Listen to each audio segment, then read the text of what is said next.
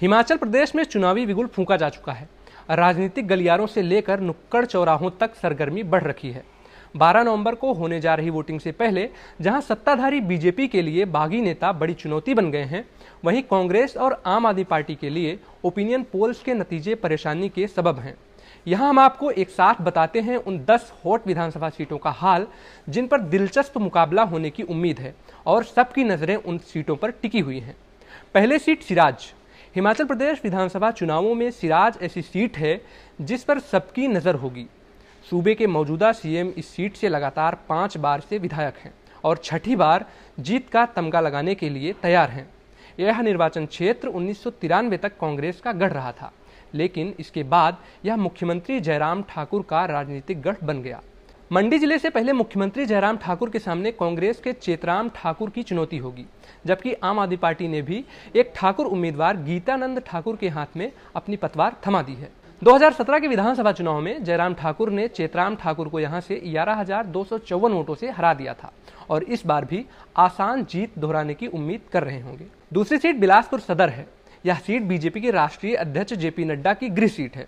यही वजह है कि इस सीट के समीकरण पर भी दिलचस्पी ली जा रही है। बिलासपुर सदर में खुद बीजेपी नड्डा से लेकर उनके परिजन तक बीजेपी प्रत्याशी त्रिलोक जामवाल के लिए वोट मांग रहे हैं। उनके सामने कांग्रेस के बंबर ठाकुर हैं, लेकिन बीजेपी और नड्डा के लिए सबसे बड़ी फजीहत सुभाष शर्मा बने हैं, जो कभी नड्डा के वफादारों में गिने जाते थे।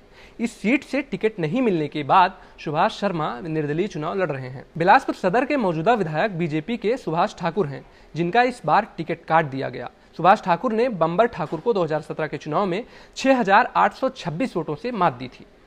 तीसरी सीट है कसुम्पटी। कांग्रेस की गढ़ रही कसुम्पटी विधानसभा सीट से पार्टी के मौजूदा विधायक अनिरुद्ध सिंह जीत की हैट्रिक लगाने की कोशिश में हैं। यहां बीते 20 सालों से बीजेपी नहीं जीत सकी है। बीजेपी ने कांग्रेस के इस किले को ढहाने की जिम्मेदारी राज्य के शहरी विकास मंत्री सुरेश भारद्वाज को दी है। वहीं आम आदमी पार्टी ने यहां से राजेश चन्ना को टिकट देकर मुकाबले को त्रिकोणीय बनाने की कोशिश की है। पिछले चुनाव में कांग्रेस के अनिरुद्ध सिंह ने बीजेपी के विजय ज्योति को 9,397 वोटों से शिकस्त दी थी। चौथी सीट है हारोली।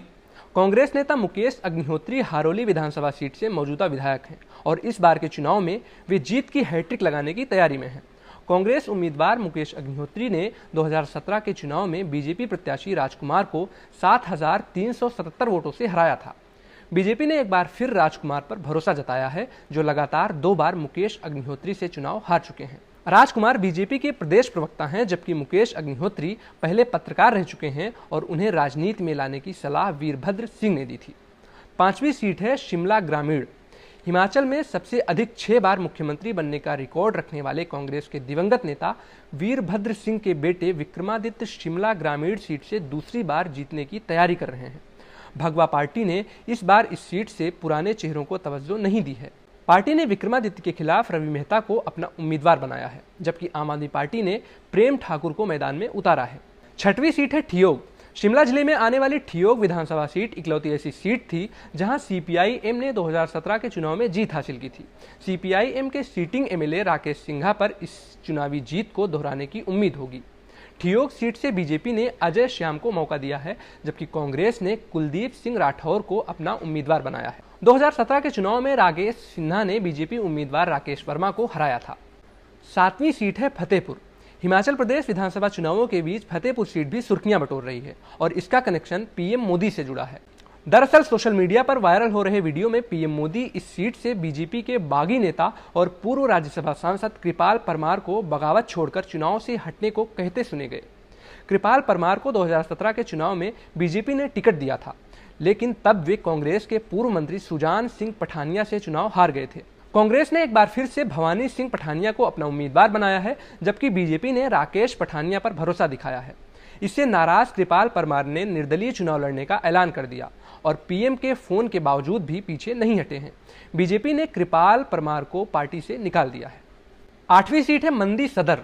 हिमाचल की राजनीति के फिनिक्स कहे जाने वाले पूर्व केंद्रीय मंत्री और कांग्रेस नेता पंडित सुखराम के विधानसभा क्षेत्र मंडी सदर की सीट भी हॉट सीटों में है। यहां बीजेपी का बागी ही बीजेपी और कांग्रेस को टक्कर दे रहा है। बीजेपी ने यहां अनिल शर्मा व कांग्रेस ने चंपा ठाकुर को अपना उम्मीदवार बनाया है, लेकिन टिकट न मिलने से नाराज प्रवीण शर्मा निर्दलीय चुनाव लड़ रहे हैं। दरअसल अनिल शर्मा पंडित सुखराम के ही बेटे हैं और कांग्रेस छोड़कर बीजेपी में आए हैं। प्रवीण शर्मा आरोप लगा रहे हैं कि भगवा पार्टी कांग्रेस छोड़ पैरासूट से आए नेता को तरजीह दे रही है। 9वीं सीट है नादौन। नादौन विधानसभा सीट पर भी मुकाबला टक्कर का माना जा रहा है। यहां 2017 के चुनाव में कांग्रेस नेता सुखविंदर सिंह सुक्खू ने बीजेपी उम्मीदवार विजय अग्निहोत्री को 2349 वोटों से मात दी थी। इस बार भी दोनों पार्टियों ने अपने उम्मीदवार नहीं बदले हैं। गुजरात के साथ साथ हिमाचल में अपनी जमीन तलाश करती आम आदमी पार्टी ने इस सीट से शेखी ठुकराल को चुनावी मैदान में उतारा है। खास बात है कि नादौन विधानसभा सीट पर पुरुष वोटरों की अपेक्षा महिला वोटर ज्यादा हैं। 10वीं सीट है मनाली।